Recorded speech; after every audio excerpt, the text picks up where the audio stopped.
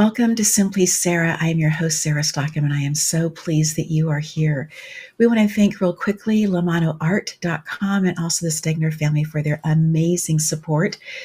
And today our conversation is with a travel apothecarist. If you have not heard of this before, I hadn't. And yet, when I met Bobby and we began to have conversations, I absolutely knew that Bobby Ansari needed to be introduced to you as the audience, and that you are going to fall in love with her just like I have. Bobby, we are so grateful that you are here for this conversation. Thank you for having me. I'm happy to be here.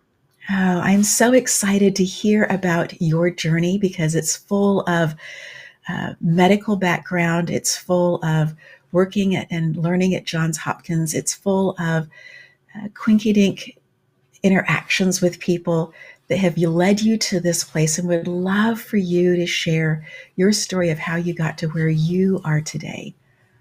Okay, so basically, I come from a background in therapy and spiritual caregiving. And what led me there before developing the idea of the travel apothecary was that I'd always had an interest in the role of spirituality in the healing process growing up. I come from a very multicultural, multi ethnic background. I grew up in a Muslim household. We weren't very observant, but we were much more secular. But because my family background is originally from West Bengal, India, and from Bangladesh, we had friends of the family who were Hindu and Buddhist and Sikh and Jain from other religious traditions and spiritual traditions within the Indian subcontinent.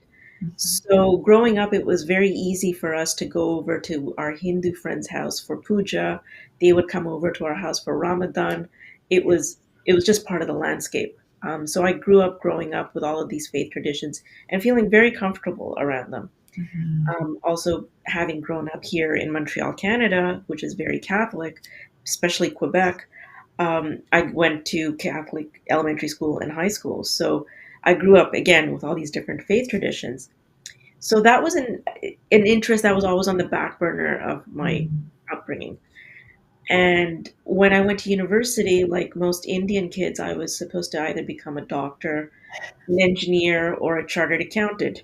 Right. And that didn't really work out, but I did go into business school at McGill University. And that's where I got my bachelor's of commerce in international business. But I really had the travel bug. I really, really wanted to travel. And it was at a time when a lot of my friends were coming back from places like Japan and South Korea teaching English. And they said, well, why don't you do a little teaching certificate and that'll get you overseas. That'll get you, to be able to work and also travel at the same time. So that's what I did. So I ended up in Turkey and I lived in Turkey for 3 years as a result.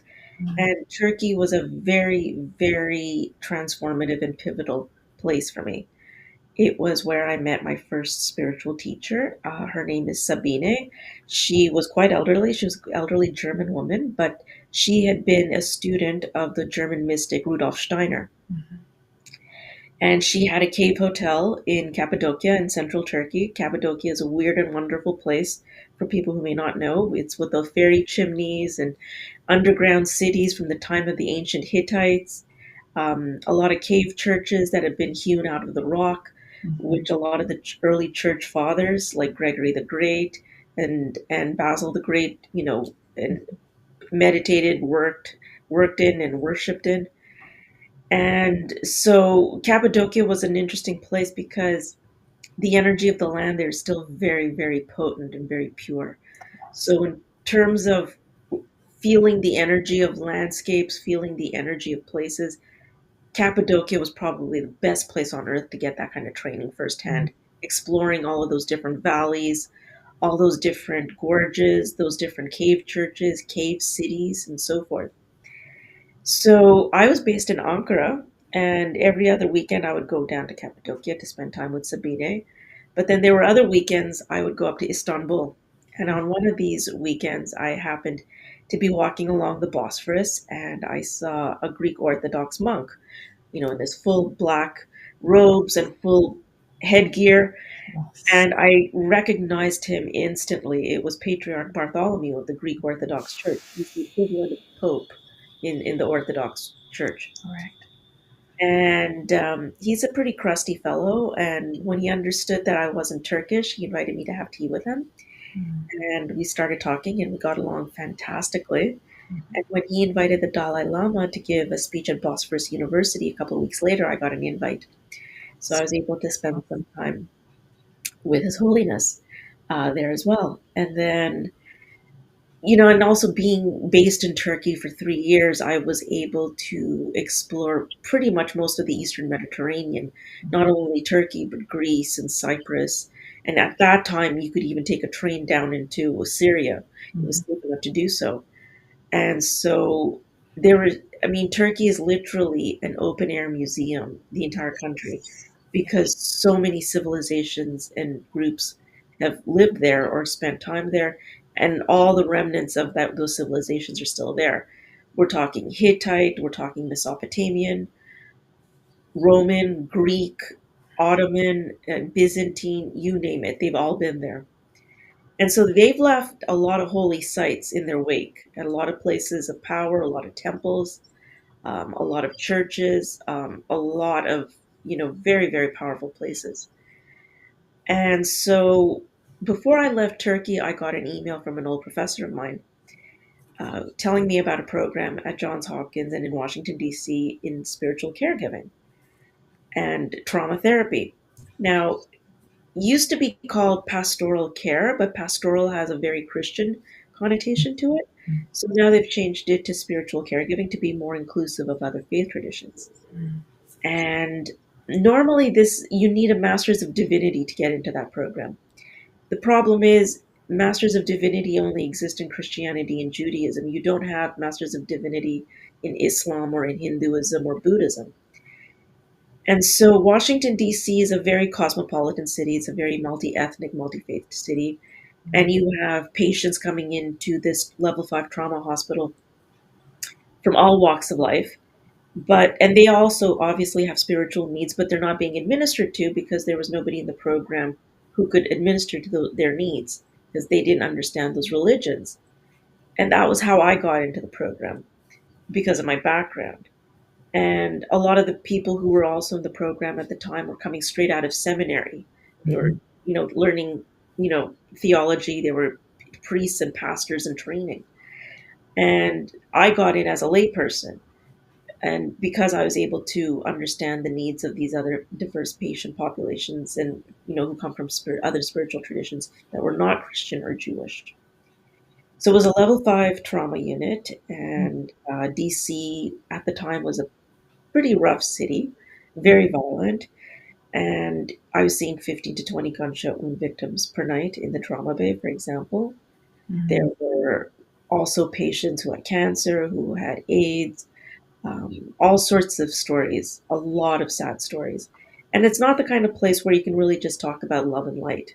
I don't think that's going to cut it. It's not going to cut the mustard at that point because Right. people are going through really difficult and, extenuating circumstances and painful circumstances. They're losing people. It's life and death literally every day. So it was a baptism of fire for me. This is where, Mhm. you really put on your relating skills, your thinking skills, your healing skills, Mhm. and being present with people who are really suffering. But a lot of one of the best things that came out of that training was the ability to do a spiritual assessment, which Mhm. is where we kind of listen to a person's story very, very intently and very carefully. And based on the story they tell us, we're able to extract what the real problem is, the spiritual Yes. dilemma is, and what the spiritual problem is. And so the idea of the travel apothecary had its genesis in one of my patient interactions at the hospital. And I had a patient who was a 32-year-old woman who had throat and thyroid cancer. And one of the first questions we ask any patient is, "What's your story?" So I listened to her story very, very intently. And it turned out that she had a very psychologically and emotionally abusive childhood. Mm. And in order to survive that childhood, she very intelligently decided not to use her voice. Now, when I say that she didn't use her voice, I mean that she didn't stop talking. Right. She basically um, stopped showing up for herself and defending herself effectively. And while that was a fantastic uh, tactic growing up as a kid in order to survive that childhood, she unfortunately took it over with her into adulthood. So that unfortunately meant one relationship after another with men who were equally as emotionally abusive.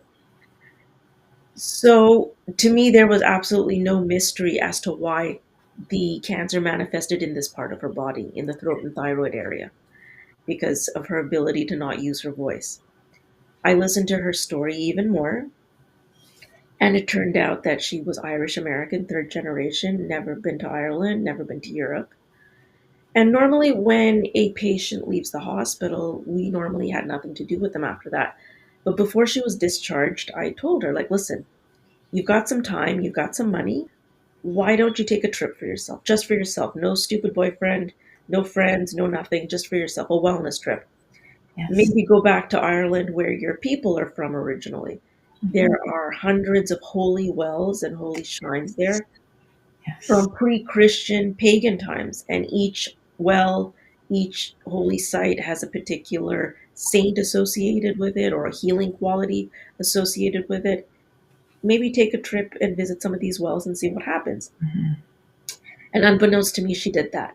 She flew out to Dublin, she rented a car, and she went on a 2-week driving holiday tour through Western and Northern Ireland, and she visited a number of these holy wells.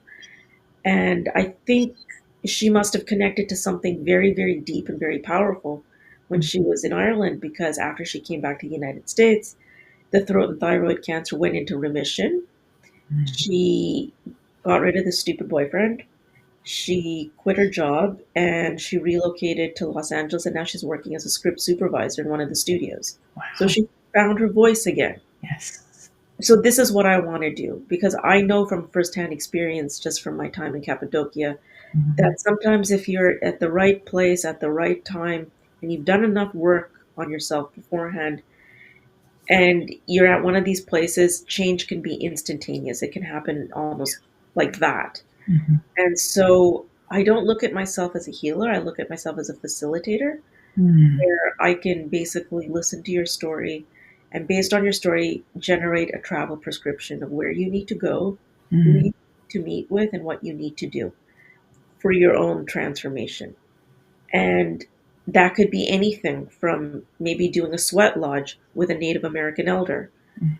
That could be maybe doing a personal pilgrimage to petition a very particular saint. That could maybe doing a plant medicine retreat with a legitimate shaman. Everybody's healing journey is going to be very, very different and very unique. I don't think you can take a one size fits all approach to something like this. Mhm. And I know people are undergoing and doing spiritual tours of themselves for themselves. Unfortunately, there's a lot of, especially in this spiritual wellness space, there's a lot of bad actors. Mm. And I feel that with my mandate, part of my mandate is to kind of be the Ralph Nader of spirituality, where, because of my experience and knowing how to work with like real genuine teachers and wisdom keepers and Native American elders and so forth, um, I'm my BS detector is pretty good. Let's just say that. So if I'm going to send somebody to a Native American elder, I know who to send with to who to send them to, because Yes. one of my biggest values is safety and integrity, working with Mm. safety and working with integrity. And, to prevent bad things from happening, like, for example, the sweat lodge deaths that happened about 10, 15 years ago in Sedona, Arizona, that was totally preventable. Um, there's also the idea of a lot of these people who are doing ayahuasca tours in places like Peru and Costa Rica now, because it's such a popular, plant medicine. Mm. And places like Peru, because they generate so much income and money from Right. tourism, from ayahuasca tourism, it seems that everybody is now claiming to be a shaman. And it's gotten so bad that, they're calling them plastic shamans because they claim to be shaman, but they're asking for your plastic card. Mm. So, and I know with the ayahuasca brew that there's a very particular way of making it. And usually the recipe for the ayahuasca brew is generally passed down from one shaman teacher to a student, or it's kept within medicinal families. Right. And if it's made incorrectly, it can actually be very, very fatal. And there have been cases now of backpackers going down to do ayahuasca with one of these fake shamans and dying as a result. Mm. So that there's no absolutely no oversight right now in spiritual tourism, and there needs to be. And I hope that I can bring some of that into it. Mm. Bobby, it's such an incredible story about how you got to where you are today, all the way from choosing to get a teaching certificate, even though you were completely trained in another area, to be able to go overseas because your friends had, and following that sense inside of yourself of this is the right next step, and then to be in Turkey, which because of where it is geographically, there have been just so many different um, thoughts and ideas and people in power who have seen it to be such a critical place Mhm. between Europe and then Asia. And so, because of that, that incredible space of being crossroads and always having a large amount of traffic journeying through it, whether people were doing it for spices or they were doing it because they wanted to get someplace else, there's always been so much movement in that area. And then for you to go and be able to experience firsthand over a period of 3 years the opportunities to meet so many incredible people, to visit so many amazing sites, to take and feel the energy of where you were, and then to have made such an impression on a college professor that when they hear about this opportunity at Johns Hopkins, that they reach out to you and say, hey, this might be for you to then, rather than going back to Canada, come to the States and live in DC, which is um, a pretty intense place just because of Definitely. all the activity that's taking place all of the time. Mhm. And to be there and to have this encounter with somebody who was dying from throat cancer and having this pivotal conversation, and then for her to take your advice, come back and report back to you and share with you the difference that that made. Absolutely an incredible story. We're going to take a quick break here. When we come back, we have a whole lot more to talk about on the other side.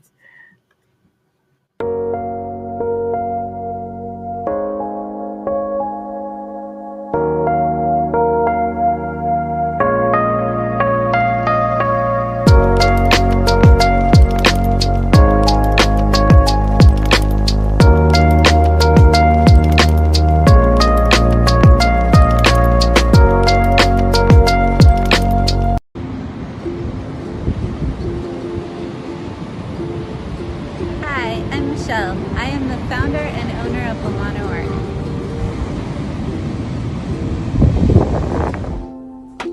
Art. I began this business over 20 years ago. I specialize in paintings of all kinds. I make murals, portraits, and live paintings. My specialty is color and also telling a story. Some of the work that Lamano Art does are calligraphy pieces, wedding invitations, sign work, and sculptures like fairy doors. I'm open to working with anyone on any idea. Please feel free to contact me at your convenience, and I look so forward to talking to you. Thank you.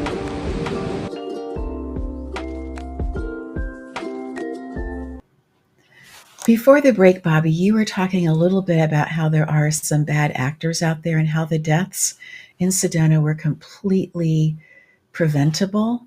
I would love for you to address that a little bit, because if someone's going to go into a sweat lodge, there are definitely things that they can be looking at or looking for to make sure that it's going to be a space that is safe. Would you share a little bit about that, please? Sure, no problem. So, I guess to backtrack a little bit before that is that I spent 5 years learning about First Nation spirituality firsthand from a Mohawk elder, a medicine woman living in Maniwaki, Quebec, which is about 2 hours north of Ottawa. So in those 5 years, I did many, many sweat lodges with her. I helped in the construction of a sweat lodge. A lot of those teachings were transmitted to me. I can't create a sweat lodge myself. I'm not in that position, but I've done enough of them that I know what to look out for and what's legitimate and what's not. And after having spent so much time with the Mohawk elder, I was also able to spend time with the Hopi elder, Grandfather Martin, down in Arizona. So I spent quite a bit of time with him as well. So, in terms of a sweat lodge, what happened in Sedona, Arizona was that it was James Ray who had done the sweat lodge, and he was a personal development guru. You know, he'd been in the movie The Secret, and he was one of Oprah Winfrey's darlings. He was part of the Oprah Book Club, you know, multi-million dollar author, you know, lecturer, and so forth.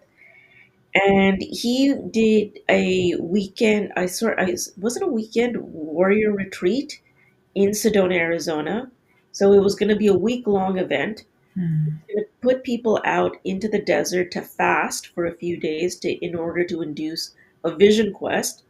That's red flag number one, because usually vision quests are primarily for prepubescent boys. They're not for middle-aged people. Right. So he was going to put people out into the desert to fast to induce this vision quest. And then the highlight of the weekend after the fasting, where they're already very weak, they were going to do a sweat lodge. And that was supposed to be the capstone of this entire week.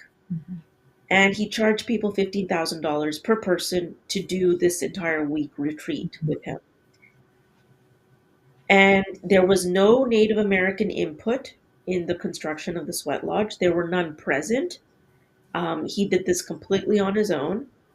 And normally, if you look at a traditional sweat lodge, back in the day, long time ago, they used to be covered with animal skins. They don't do that anymore. Nowadays, they use like blankets, usually of natural fibers, like wool and cotton. And he used a plastic tarp. Another thing in the sweat lodge is that a lot of river boulders are collected by the firekeeper. In Native American speak, they're referred to as the grandfathers. So the grandfathers are collected. They're usually big river boulders. They're heated to a very high degree by the firekeeper in a fire pit. And once they're hot enough, they're brought into the sweat lodge and they're put into a pit inside of the sweat lodge. The lodge elder prays over them, sings over them, throws, herbs on them and throws water, and that generates the steam, and hence people start to sweat. Right. James Ray did not use river rocks. He used cinder blocks. So between the plastic tarp and the cinder blocks, people literally roasted alive inside. I think something like 18 people were hospitalized and 4 people eventually died. So this is really, really irresponsible, kind of, and irresponsible, and not only irresponsible, but a really, really tragic example of cultural appropriation, in my opinion. If someone's interested in doing a sweat lodge, the pieces that I picked out of this story were: look for the covering. There should be no plastic at all involved in the covering. The sweat lodge needs to be able to breathe. That's my word for it. And then also look for the rocks. Look for the type of rock that are being heated up, because in my experiences in Coba, with the Mayan, the fire is outside and has been going for a long time to get those river rocks to a certain temperature. Exactly. And so you're able to see the rocks, you're able to see the fire. From my experience, the rocks on the outside were the first ones to come in, slowly raising the temperature, not going for the ones in the center being the hottest ones, right? And so slowly raising the temperature in there as well. And then we were told, be careful how much you eat ahead of time, but to absolutely hydrate all the way through the process up to the point of going in, right? And so I really heard you as you talked about, the plastic part of it, the not using river rocks. And who's conducting the lodge? Because Yes. is it a legitimate, real Native American elder, right, Mhm. or First Nations elder? Right. There's a lot of discussion in the Native American community and the First Nations community. In fact, Mhm. they actually have a fantastic website called New Age Frauds and Plastic Shamans, Yeah. where they actually have a blacklist of frauds, people claiming to be Native American or First Nations, and Yeah. they're not. Yeah. The thing that I really appreciated also about the Mayan experience was that she wasn't Mayan by birth, but she had such a calling on her life to come and work with the elders, the Mayan elders. And after years of working with them, they said, "We see her as our own. We adopt her in." And so it's not that somebody who isn't of a particular lineage can't do, but there is absolutely a longer process of walking alongside, of being a true student, and taking in that information and then waiting, not demanding, and maybe not even asking for their blessing, but allowing that to naturally show up in that particular tribe or that particular way of doing things. I know that growing up in the Democratic Republic of Congo, that there were, in the different tribes, an absolute way of how information was passed from one generation to the next. And then I have worked with somebody who is from a tribe in the Washington area. And for them, they look at the next generation. They'll have somebody who is a healer, the person who is considered uh, the healer in that particular clan. And then as the next generation comes, it's not necessarily passed down from one parent to a Mhm, child, mhm, but they look across the next generation and exactly. find the person who has the particular gifts, the particular qualities that they think are important for that lineage to continue in. And so I think that there's space for differences, but looking for that space of the legitimacy, and also being careful for who you are connecting in with, and who you are um, receiving the information from, and trusting, because Mhm. this is all about trust in the end of it. Absolutely. And I think another piece is that normally Native American elders and First Nations elders, they don't give weekend seminars. There's a lot of people Right. who are, selling weekend seminars and become a shaman. First of all, they don't do online courses. It's face-to-face teaching. Always. And it's also takes years, even decades to learn this stuff. Yes. So you have to be a dedicated student if you are going to be taken Yeah. on as a student. It's not a 1 week, weekend, seminar deal or two Mhm. months of training and then you can get a certificate claiming you to be a shaman. It Right. doesn't work that way. Right. And also within First Nations communities and Native American communities, not anybody can just be called an elder. Usually it's the community and Yes. the tribe or the clan, they recognize that this person is a Mhm. person of wisdom or this person is a healing person, and then they bestow the title of elder on you. Right. So you can't just claim it for yourself that, oh, I'm an elder. No. Again, growing up in the DRC, there had been a very, very powerful, wise chief that had passed before my parents began working in that area. And as was the custom of the tribe that I grew up with, they would watch people and determine what their tribal name should be. It was a largely Catholic area, and so they would also often have a Christian name as well. So people would have multiple names, and depending on what group that you were talking with would kind of depend on the name that you would be using about that particular individual. However, the title that they gave to my father, who was not a warrior, he was absolutely a peace seeking person day and night. Got kicked out of the country at one point because he was seeking peace.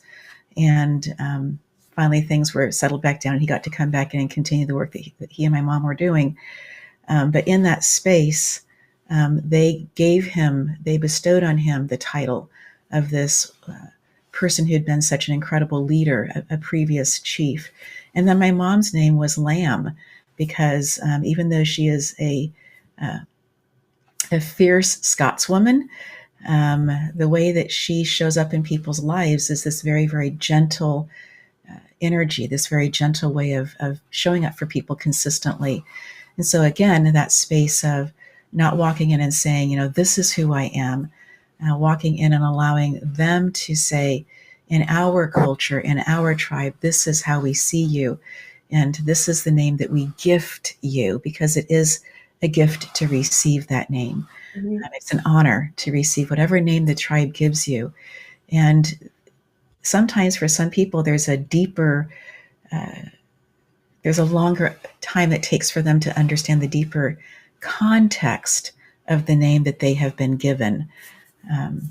And that's okay as well. Mm-hmm. It's okay to push into that, to lean into that, to be asking the questions, to be listening, because translation of words from word to word and the understanding of what the heart is saying, the interpretation of that, those two things are not necessarily always equal. Mm-hmm. And coming into that space of being open to that. One thing I'd love to share for our audience that's listening in, we're going to talk a little bit more about the ayahuasca, but plant medicine has never really called my name. It only has in the cacao ceremonies that I have been invited to be part of. So I'm share this, that I'm speaking from that place. But as I have watched documentaries that my friends have done on First Nations, and particularly about the peyote, that other people are coming in wanting to use that and to have the experience of it. It is a plant that grows in very, very small areas and takes a long time to grow. Mm-hmm. And because other people are coming in wanting to use it, and in some cases taking without permission, That's right. It is impacting the experiences of those that the peyote was given to. Right. So I just want to give that little bit of a highlight. And then I would love for you to share a little bit more about the ayahuasca experience that people seem to be looking for, and what you are observing or seeing that's happening inside of all of these offerings that are happening.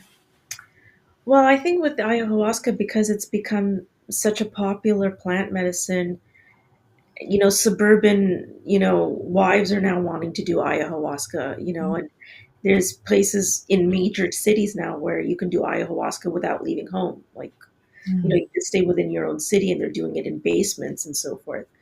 Mm-hmm. I would say be careful, number one. Be very, very careful about who's making the brew, who's offering the brew. Just because somebody claims to have been initiated or to have been a shaman, I would be very rigorous about asking, to the point of almost being obnoxious, maybe, of asking a lot of questions. Okay. I know there's a lot of retreat centers, especially in Costa Rica and in Mexico, Belize, that are offering ayahuasca retreats. And I don't want to say the names of some of these retreats, but obviously there's some that are very, very popular. You see their ads on Facebook. Mm-hmm. You go to their websites, and they're gorgeous websites, and the facilities are beautiful. The lodges are beautiful, great vegetarian meals, really, really fantastic production in terms of how these places are being marketed. But when you actually go to see who is the name of the shaman, who is making this ayahuasca brew, which is what the whole thing is centered around, there's hardly any information. It's almost becoming like Club Med. yeah, it's a club med, but it's almost becoming a cliche. It's almost becoming like a trend. It's a trendy thing to do because a lot of people have talked very positively of what ayahuasca has done for them. Right. And a lot of people, I think, are under the misguided impression that maybe if I just do this ayahuasca retreat, my life is going to change and I'll be a better person and I can make more money. There's ayahuasca retreats for high performing CEOs now. Yes. Yes. Burning Man is a big part of that as well, too, right? Right. So I would say be very careful of this kind of spiritual materialism where people are, trying to become more spiritual in order to get more money or to become more beautiful or whatever. And we're seeing this with things like Ozempic, for example. Like, you take this one drug and it's like a miracle drug, For and you don't life. For life. and you don't have to do any work. You'll miraculously lose weight, Right. and you don't have to actually change your diet. You don't have to do this. You don't have to do any exercise. And I would say that the same thing is happening in spiritual circles, like Mhm. where it's a combination of spiritual materialism, but also magical Mhm. thinking. If I just do this one ayahuasca plant medicine retreat, if I just buy this one crystal, if I Mhm. just do this one spell, like everything is going to change, and they don't actually want to do the work. And Yeah. if you want it real transformation, there's going to be work involved. Mm. I so appreciate you speaking so clearly to the point, Bobby, of what is it that people are after, and what are they willing to gift in exchange? Because in the work of spirituality, in the energy world, there is always a give and a take, right? There's always that space of this is what I'm relinquishing, or this is what I am choosing to surrender, or this is what I'm choosing to do, or this is how I'm going to show up. And I appreciate when Leela Veronica talks about the way to build confidence is to do what you say you're going to do internally to yourself, right? And the way to absolutely destroy your own confidence is to not do what you say that you're going to do internally. And so, in this space of these different experiences that are available, that are out there, let's talk a little bit about the work. What's your experience as you have worked with many, many people across multiple different faiths, move into a place of better understanding who they are, what their purpose is, their next best step forward? What are some things that you see as being tools that can be helpful in the work, and what the work is? I'll let you decide how you want to address that. Sure. So I think, first of all, with respect to the work, Um, I look at spirituality and emotional intelligence, spiritual intelligence, Mhm. as muscles that you have to exercise, Mhm. right? Just like in real life, if you don't exercise, your muscles atrophy, and if you don't use it, you lose it, basically, Right. right? Yes. And spirituality is the same thing. You have to exercise those muscles, even if it's a tiny bit every day. Okay. Like, even if it's just 5 minutes in the morning and you just light a candle and you just watch that candle or meditate on the candle flame for 5 minutes. If that's all you can do, that's all you can do. That's great. But you've done something. And I find I don't, and I don't say it's laziness, but I think it's also part of this magical thinking. Mm. But also, people are so stressed, they don't want to make time for their spiritual life. Um, it's so much easier to just like get onto YouTube and watch a video or watch a movie on Netflix instead of taking maybe those 5 minutes just to, focus on yourself, focus on your breathing, focus on yourself. Because as you develop those kind of spiritual muscles, if you will, or Mhm. those emotional muscles, that's when the insights start coming to you. That's when like you're starting to make space for miracles to come in and happen. Because miracles just don't happen if you haven't done the work. I'm sorry. That's just to pop the bubble, but that's the reality. You have to have done some work. And when you get to that space or to that point where yes, I'm ready for the next level. I've done some of the work, I've done everything that I can. I'm ready for the next level where I am open to transformation, then maybe there is a trip, a spiritual trip in the works. Because I do think like we do need spiritual vacations as well, right? Right. So, Yes. everybody needs to get away. But at the same time, people want to come back transformed as well. Mhm. So I'm Mhm. here to accommodate that. And I am so pleased that you have created this concept of a travel prescription, listening to where people are and what's taking place inside of their heart, what's taking place inside of their spiritual walk, and finding that space that's going to connect them. I also appreciate in this space of travel that you are literally getting out of wherever you live and going someplace else. Now, that someplace else might be only 15 miles away. It doesn't have to be halfway around the world or on the other side of the globe. And you don't have to change hemispheres necessarily either to have these experiences. And so it's not that it's an arduous quest to the top of a particular mountain, but that it is truly fit for the moment, for what the person is experiencing in that time. I think it's absolutely a beautiful spiritual gift that you were given to have, to be able to offer this for other people. It is something that I have, ever since we met, I've thought about this so many times, Bobby, about how radically important the work that you are doing is. I would love to have you share just a little bit more about experiences that other people have had. You shared about the genesis of this for you, but you've had lots of different people who have come to you and that you've given prescriptions to, travel prescriptions for their spiritual walk. I'd love to have you share just a bit more about that, or the concepts that you see that are available for people. Well, I mean, I look at travel as, when you go to a different landscape or to a different place, and it doesn't have to be on the, to Antarctica or, to India. It could be a couple of miles away from you, but I look at travel as getting vitamins. Because people think that the only mouth we have is our physical mouth, but we also consume through our eyes, through our Yes. heart, through our ears, through our skin, through our sense of touch.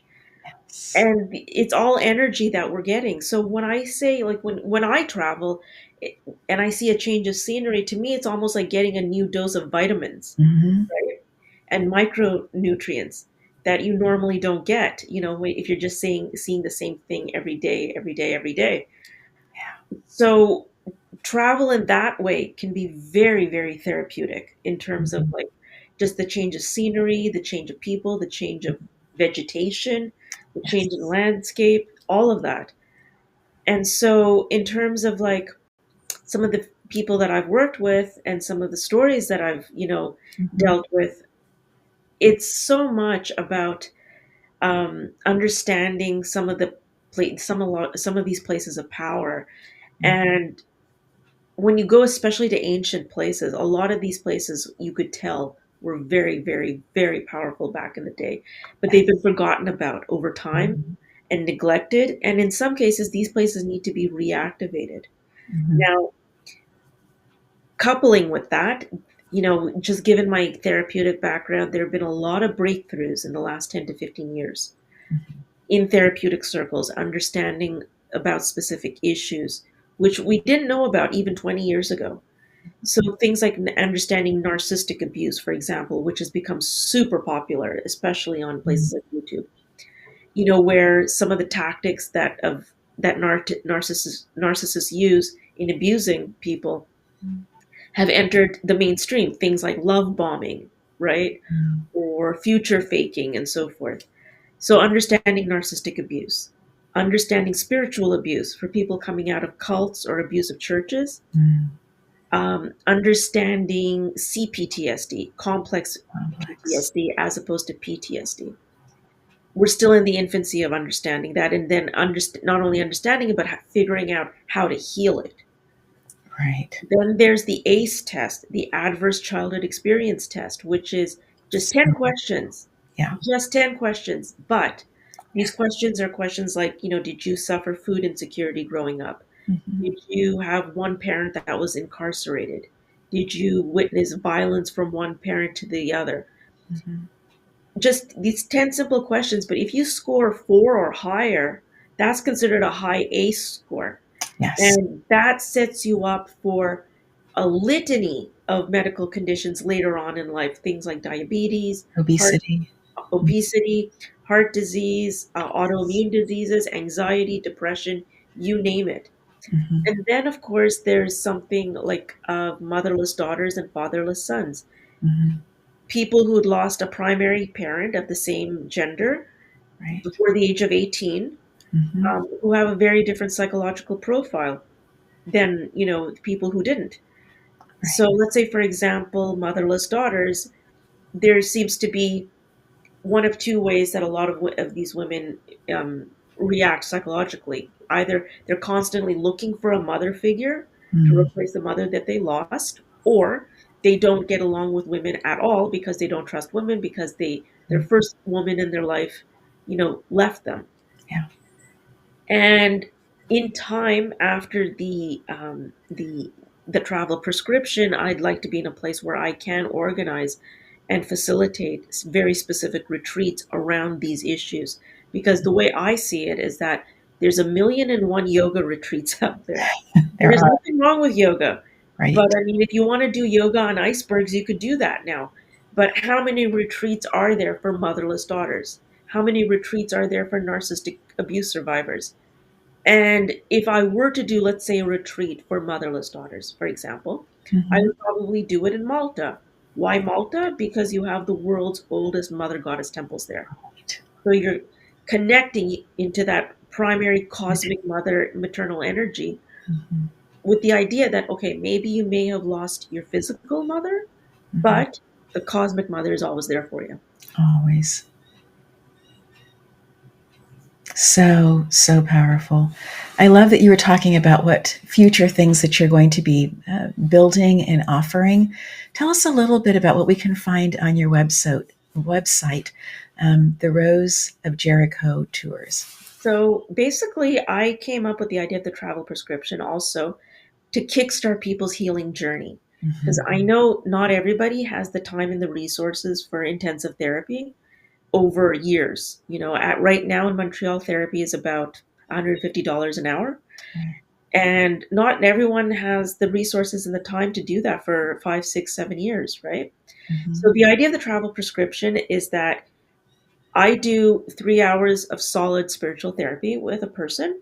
Mhm. Then I do the spiritual assessment on them. That's another hour. And then the fifth hour is where I actually generate a travel prescription for that person based on those previous 4 hours of information that they gave me. And this is where I come up with the travel prescription of where they need to go, who they need to meet, what they need to do. And so it's a 5 hour package. That's the travel prescription. And it's basically you're coming out of that with your personal guide to your healing journey. Yes. And so if people, they can, if they can visit my website, the details are all there. But basically, I go on a 15-minute virtual coffee with clients first to see if this is something they really want to do at this point in their life, Yes. and then vet them. And then obviously, also because spiritual therapy is also very different from psychiatric therapy. Yes. If you do decide to sign up for the travel prescription, there's going to be questionnaires. And of course, part of that is for me to understand as much as I can about you and your history. Sure. And then also to eliminate if there might be something psychiatric at work, because that's not what I do. So, yeah. And also, I'm working with people who already have a spiritual practice in their life and who are ready for that next step. They're like, yeah, I need to take a spiritual vacation. I need to be inspired. I need something. It, Mhm. my typical sun, sand, and beach tour isn't going to cut it for me anymore. Right. So if you're ready for that, you know, Mm. check out my website. Maybe give me a call and we can figure something out together. I really appreciate how you spoke earlier about that space of 5 minutes a day where that can be. So you talked about time, investing time into the spiritual walk, but also you talked about lighting a candle, a simple tool of being able to be super present in the moment, and then just watching from day to day how lighting of the candle changes. And are there other tips or tools like that that are ones that anybody can use today in their life? I think everybody's spiritual practice obviously is going to be very different. Mhm. People talk about yoga, people talk about meditation. There's so many apps now, like, for meditation apps like Calm, for example. I would say do something that you enjoy, number one, and that feels good. Because if you don't like it, you're not going to stick with it. It's just like exercise. You know, True. if you don't like aerobics, you're not going to stick to your aerobic schedule. So you might as well find something you enjoy doing, like swimming or riding your Mhm. bicycle or whatever the case may be. And I would say the same thing when it comes to your spiritual practice. Do something that fits your lifestyle. Do Mhm. something that you enjoy, that you actually look forward to, and Mhm. that makes it so much easier for you to stick to. Yeah. So, so very true. I know that for me, that music has always been an access point for me into the spiritual realm. And sometimes I'll just wake up with a song and I'll go, oh, I need to go find the words to that song. Haven't sung it for decades, right? Just need to go find the words and sit inside of those. There have been other times that sitting and reading first thing in the morning is a practice that I have done for decades. And I have noticed personally that if I don't take that time first thing in the morning to kind of bring myself, it's a transition from the night experience, right, into the day experience. So it becomes Turkey. It becomes that place between, Europe and Asia, that access point of moving through from one to the other. So that for me becomes that space of recognizing whether it's been a great night of sleep or not, that's that. And now I'm coming into the day and I'm setting my intention for the day. I'm setting my mindset for the day. I'm focusing on things that are pieces that are important to me. And I have noticed that that's been super important in my spiritual journey. The other thing is just having quiet time outside for me has been really important. And people will say to me, oh, you must love gardening, because I'm outside frequently gardening. And I can remember being a child and being outside gardening. So this is not a new thing as an adult to be doing. However, I find that it's my space where in my family, being productive is celebrated.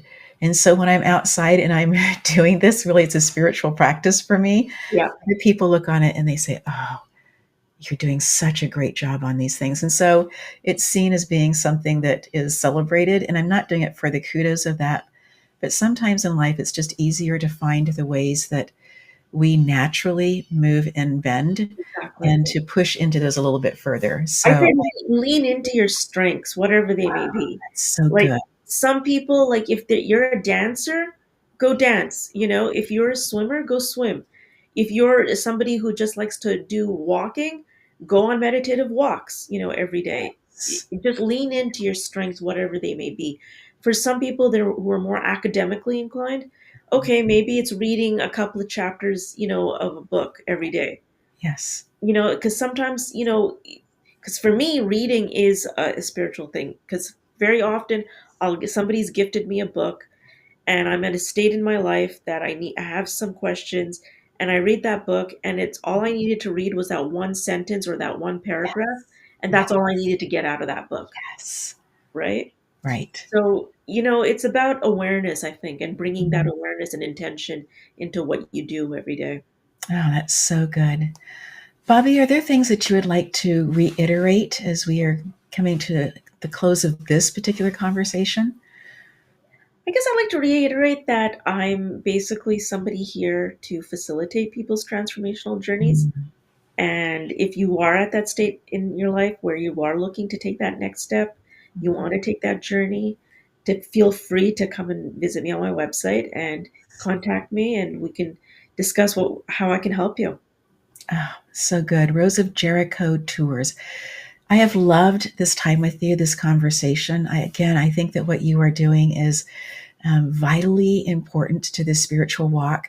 And as people are looking for experiences, to be able to expand where they are in this moment and to push further into who they authentically are, I appreciate that you can see that there are what you call bad actors, and that there are also ways of vetting. And so I think if people are also interested in knowing if what they're going to be doing is going to be worthwhile or not, I think I would encourage them also to call you. And I would encourage you to charge them for that, your expertise on that. Also, again, it's that exchange of energy, right? We go to people, we ask questions, we are seeking their knowledge and their wisdom, and it's only fair to have an exchange of energy. And so often we consider that to be money. And so I am just so excited about what you are doing, and just want to thank you so much for saying yes to being on the show. Thank you, my friend. Thank you for having me. It's been a real pleasure. Absolutely. And to our remarkable audience, we say thank you for being here, for considering these ideas of what your life could look like if you chose to Go on a tour. Have a spiritual prescription written for you.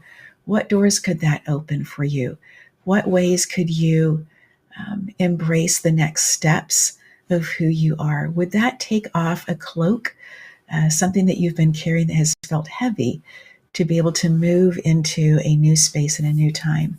I'm so deeply grateful for you, and take great care of you. Until next time, friend.